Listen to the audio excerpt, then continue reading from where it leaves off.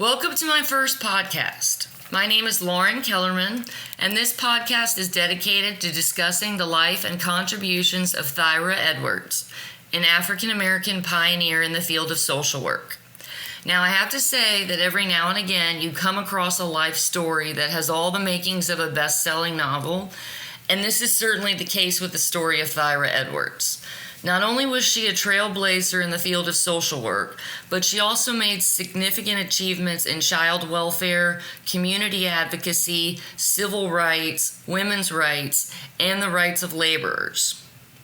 Thyra Edwards was born in Horton, Texas in 1896. Both of her parents were involved in community activism, and her grandparents had been slaves who had escaped via the Underground Railroad. In 1915, Edwards attended Houston Colored High School, and she had spoken about growing up where she had both black friends and white friends, and that she could tell at a very young age that people were treated differently based on the color of their skin. So given the activism of her parents and the legacy of her grandparents, I imagine this is probably the impetus for Edwards' decision to go into the field of social work.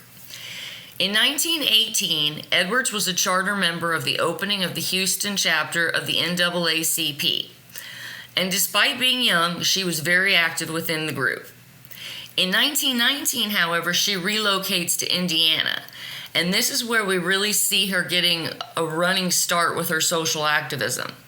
While she's in Indiana, she works as a teacher, a social worker, a juvenile probation officer, a journalist, an interracial activist, and all while conducting community speaking on all of the social situations that she found of merit.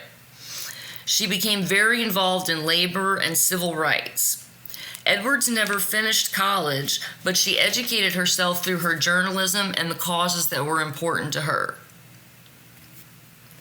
Now, it's unclear exactly what year, but we do know that within the 1920s, Edwards became heavily involved with the Works Progress Administration. This was created under the Roosevelt administration to assist with the unemployment rates during the Depression. Within the WPA, Edwards tirelessly advocated for the rights of laborers. The program was ultimately terminated in 1943, but brought more than 8 million jobs to families in need within the United States. In the early 1930s, Edwards relocated to Chicago.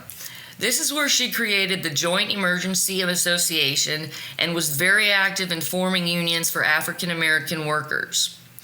Edwards' role in advocating for better working conditions and higher wages for African American workers is one of her crowning achievements. Edwards strongly believed that economic and employment circumstances played a pivotal role in African American survival. In 1924, Edwards became the founder of Gary's Indiana Interracial Commission, as well as the board of the St. John Social Settlement House. So it's during this time in Indiana where we really see her emerging as a prominent role of advocacy and speaking on behalf of the community. Within her community, she organized the Business and Professional Women's Club, was vice president of the Gary, Indiana Council of Social Agencies, and the YWCA. She was also speaking out at the National Negro Business League Conference, so she really truly was a voice within her community. After a brief marriage, Edwards relocated to New York. Now, given the time frame, this is the 1920s, which coincides with the Harlem Renaissance. And Edwards became a figure within the Harlem Renaissance. And she spoke within her writings on the importance of cultural identity. Edwards sought to advance African American writings, art, and cultural contributions within the Harlem Renaissance. In the 1930s, this becomes a significant change in Edwards' role in social work. She begins her travels. In the early 1930s, Edwards traveled to the Soviet Union, England, Scandinavia, Austria, and Germany. And what she's essentially doing at this time is taking social work to a global level, which really had not been done before this point. So she's really moving beyond macro social work and going into an international approach on social problems.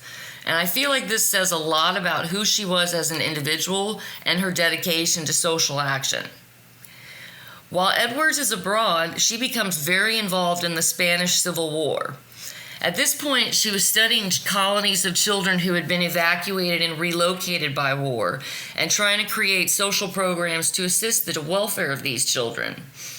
The Spanish Civil War had shown Edwards the horrors of fascism, and upon her return to the United States, she devoted a good deal of her time fundraising for the defense of the Spanish Loyalist government.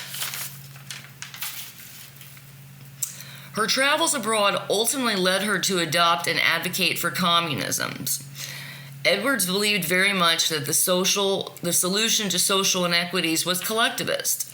But again, we have to remember our time frame. This is J. Edgar Hoover's FBI, and Edwards is writing as a journalist and advocating for communist beliefs.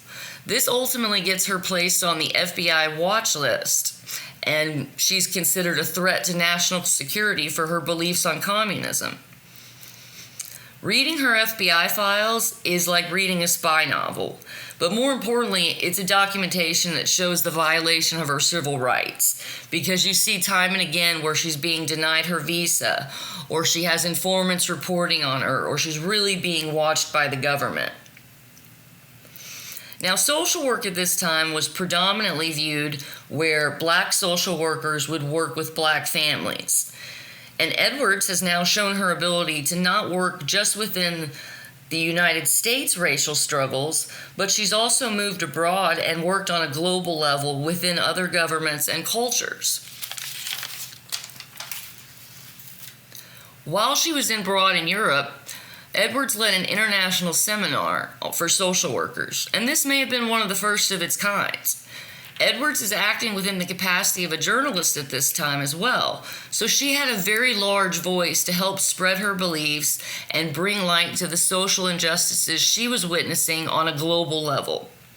Her struggle to fight fascism, imperialism, colonialism was very much done on a national level. In the 1940s, Edwards returns to Rome and opens up a shelter, again the first of its kind, to house children who had been displaced by the Holocaust. So as a pioneering social worker, she really created a worldwide change to fight for oppressed individuals at the global level. Edwards really touched all areas of social work. She had a say and had advocated for multiple issues impacting at-risk populations and populations who were predisposed to disadvantages, both within and outside of the United States. Unfortunately, Edwards died of breast cancer at the young age of 55. Her FBI records indicate that she was monitored up until the time of her death. Edwards' legacy is her advancements in child welfare, labor relations, women's rights, and civil rights on a global level. Many now claim that Thyra Edwards' view on labor relationships heavily influenced work systems theory.